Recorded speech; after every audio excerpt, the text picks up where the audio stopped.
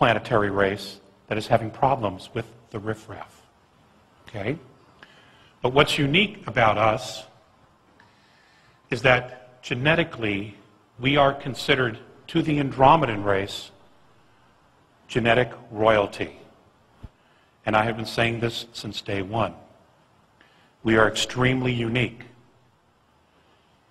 And it's because of that uniqueness we have enormous strength. We have enormous capacity for emotions. We have enormous intent and drive to not only to survive, but to create.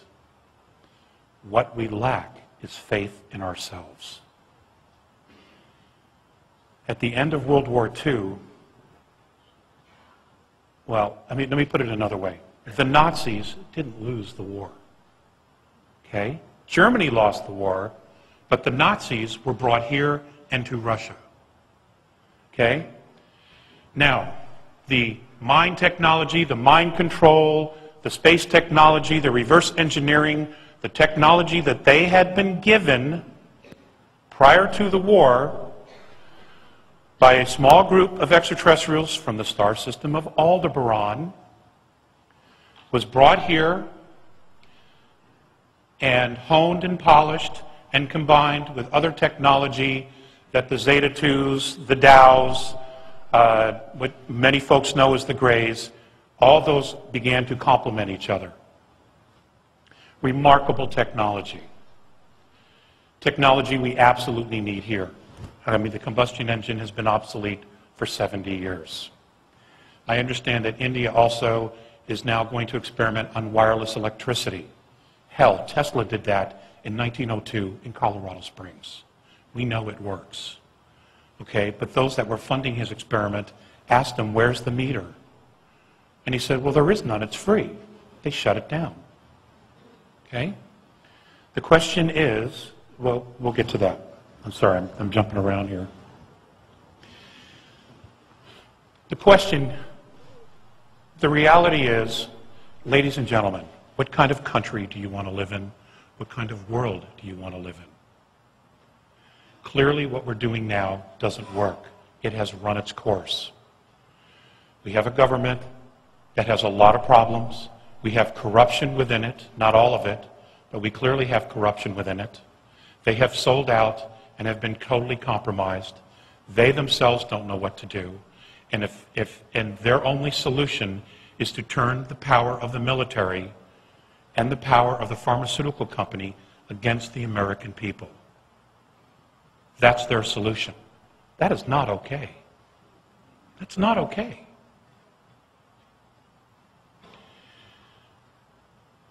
It's time for the UFO, the Exopolitics Committee, to start creating another domain of knowing.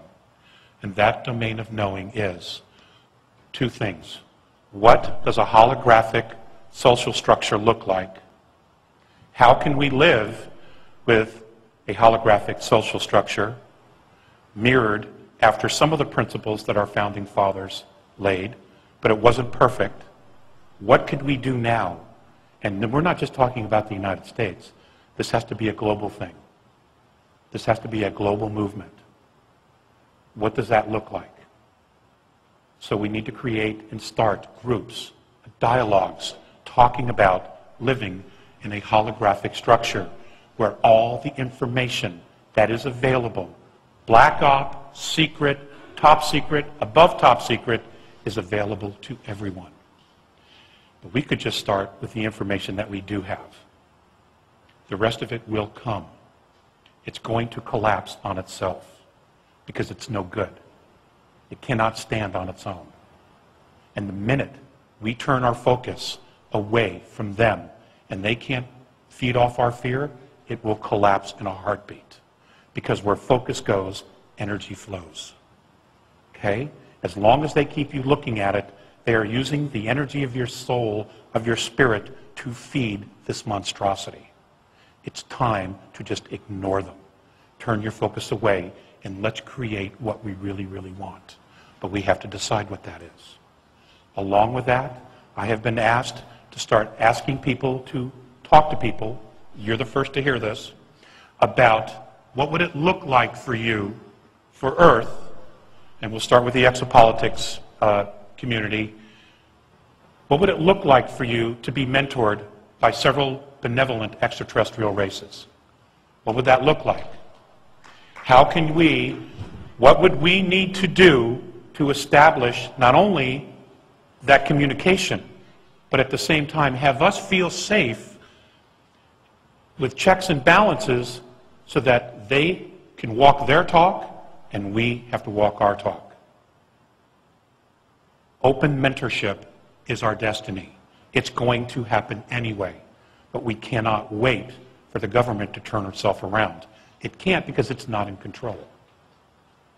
All right? It is not in control. So, we have to turn our focus away from all that drama and figure out another way. Now, what I want to do now is read to you what I was given way back when regarding creating a domain of knowing. This also came from Versailles. Create another domain of knowing, communicating and being. In other words, the domain of calling forth or generating your intent needs to be more distinct. Your physics, as you call it, is a good example of this calling forth. There have been men on your planet who have called forth new domains of thinking that never existed before here. They invented it. They didn't fantasize it. They didn't pretend. They literally created this new context from what you now call physics. Your humanity is strong with this kind of example. No being, however, makes the distinction that this is what they are. I would like to give you an example. Your concept of human rights wasn't so long ago that no such thing existed on your planet. It just simply didn't exist. You Terrans did not have any rights. Only the kings and the priests had their rights. But most of you Terrans do not have any rights. So you and other Terrans created human rights from nothing. You created the domain that created not only the rights to come forth, you created the language, and then you communicated it. And this communication that you gave had power because it was full of intent. It has the power not only to represent and to invoke, but it also to literally bring it into being. This is what your races need to do in order to clearly know yourselves. Now, in talking about that, let's talk about religions for a moment.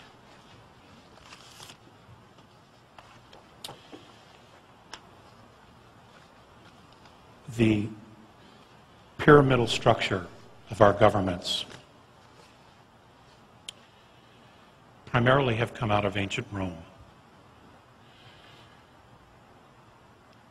And Rome was essentially controlled by 13 families. Okay?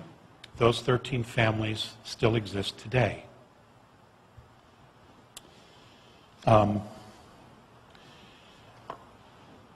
Many of the world's religions, though they've had a tremendous amount of value and have brought an enormous amount of comfort to many people in our history and in our present day,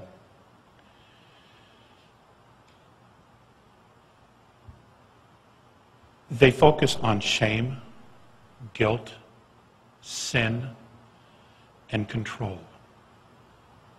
And ladies and gentlemen, that's the trap. Okay? They don't focus on self-responsibility.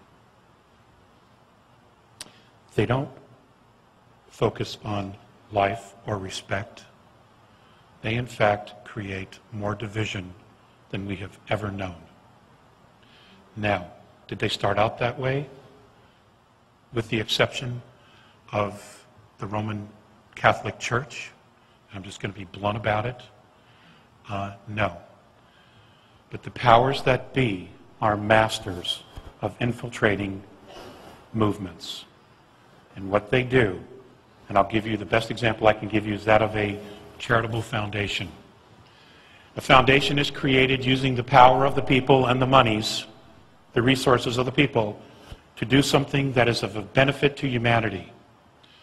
As it's moving and it begins to gain power and it starts to spread and shift consciousness, awareness, the powers that be will walk in and say, hey, we really believe in what you're doing, and we're going to give you a $25 million grant to help you continue to do your work. But we want to put one of our members on the board just to make sure that the money is spent wisely. And then they do it again. And now you have a second board member. And now you have a third board member. And before you know it, that movement, that foundation, instead of going up and creating more consciousness,